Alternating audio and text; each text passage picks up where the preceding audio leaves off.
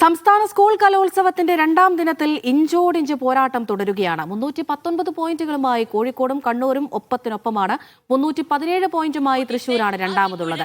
നാടകം, ഒപ്പന, തിരുവാതിര തുടങ്ങിയ ജനപ്രിയ ഇനങ്ങൾ പുരോഗമിക്കുകയാണ്.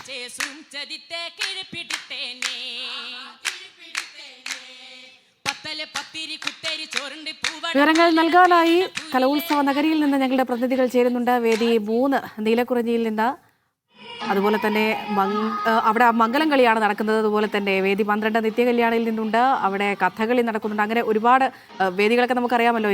ഇത്തവണ പൂക്കളുടെ പേരുകളൊക്കെയാണ് വേദികൾക്ക് നൽകിയിരിക്കുന്നത്. മൊത്തം കൺഫ്യൂഷനൊക്കെ ഉണ്ട്. അപ്പോൾ നമുക്ക് നമ്മുടെ റിപ്പോർട്ടേഴ്സിലേക്ക് പോകാം. ആദ്യം സനിസയും നടരാജും തയ്യാറായി നിൽക്കുന്നുണ്ട്.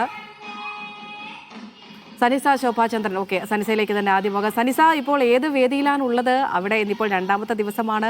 നമുക്കറിയാം ഗ്ലാമർ ഇനങ്ങളൊക്കെ ഇന്നും നടക്കുന്നുണ്ട്. സനിസ നിൽക്കുന്ന വേദിയിൽ ഇപ്പോൾ ഈ നിമിഷം ഏത് പരിപാടിയാണ് നടന്നുകൊണ്ടിരിക്കുന്നത്? നാട്യങ്ങളുടെ രാജാവാരാണ്?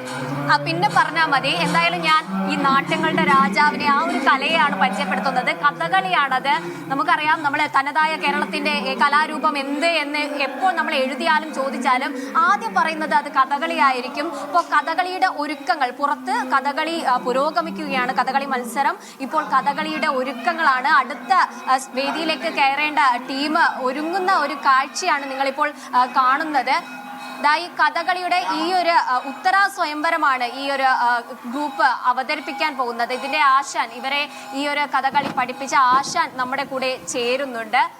കലാമണ്ഡലം പ്രേംകുമാർ അല്ലെ? അതെ, ഇപ്പൊ കുട്ടികള് ഈ കഥകളിക്ക് വേണ്ടി റെഡി ആയിക്കൊണ്ടിരിക്കുകയാണ്. എത്ര മാസത്തെ പ്രാക്ടീസ് ആണ്? അതുപോലെ തന്നെ നമുക്ക് വേണ്ടി കഥകളിയുടെ ഏതെങ്കിലും ഒരു സംഭവം കാണിച്ചു തരാമോ? അല്ല, അവർ കലോത്സവത്തിന് വേണ്ടി മാത്രം പഠിക്കുന്ന കുട്ടികളല്ല, സ്ഥിരമായിട്ട് കഥകളി പഠിക്കുന്ന കുട്ടികളാണ് അവരിൽ മെയിനായിട്ട് ചെയ്യുന്ന കുട്ടി. ബാക്കിയുള്ള കുട്ടികൾ സപ്പോർട്ടിങ് ക്യാരക്ടേഴ്സാണ്. അപ്പം ഒരു മത്സരം മാത്രമല്ല അവരുടെ ഉദ്ദേശം, സ്ഥിരമായിട്ട് കഥകളി ചെയ്തുകൊണ്ടിരിക്കുന്ന കുട്ടികളാണ്. കഥകളി വിദ്യാലയം ചേലിയ ശ്രീ ചേമഞ്ചേരി കുഞ്ഞിരാമൻ സ്ഥാപിച്ച കഥകളി വിദ്യാലയത്തിലെ വിദ്യാർത്ഥികൾ കൂടിയാണ് അവർ. ഉത്തര സ്വയംവരം അല്ലെ? നമ്മള് ഇപ്പോൾ കഥയുടെ ഇതിപ്പോ ഈ കഥാപാത്രങ്ങൾ എങ്ങനെയായിരിക്കും വരുന്നത്?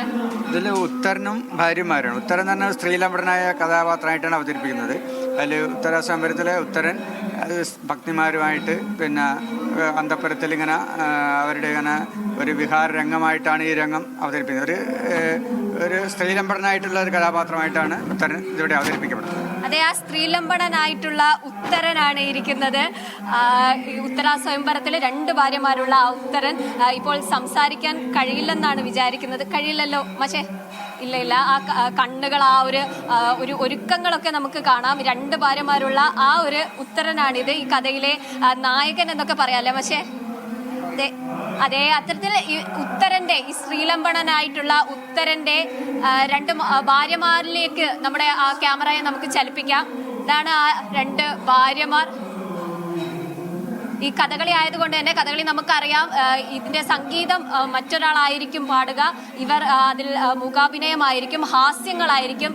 എന്തെങ്കിലും ഒരു ഹാസ്യം നമ്മുടെ പ്രേക്ഷകർക്ക് വേണ്ടിയിട്ട്, ഏതെങ്കിലും ഒരു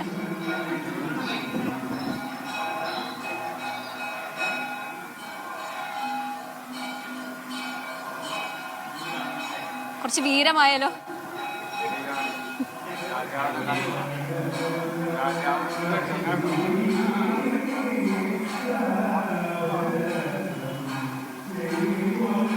അതെ, ഇത്തരത്തിൽ ഇനിയിപ്പോൾ ഉത്തരൻ, ഈ കഥയിലെ നായകന്റെ ഏതെങ്കിലും ഒരു ഭാവം ഞങ്ങളുടെ പ്രേക്ഷകർക്ക് വേണ്ടി.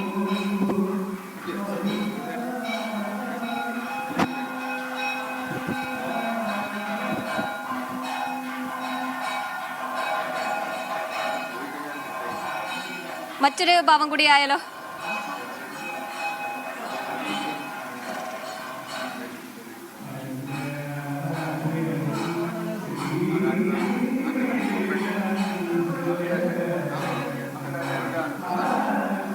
അത്തരത്തിൽ കഥകളിക്ക് വേണ്ടി ഇവർ ഒരുങ്ങിയിരിക്കുകയാണ്. പുറത്തുനിന്നും കഥകളി സംഗീതം ഉയരുന്നുണ്ട്. അടുത്തതായിട്ട് വേദിയിലേക്ക് കയറുകയാണ് അമൃത.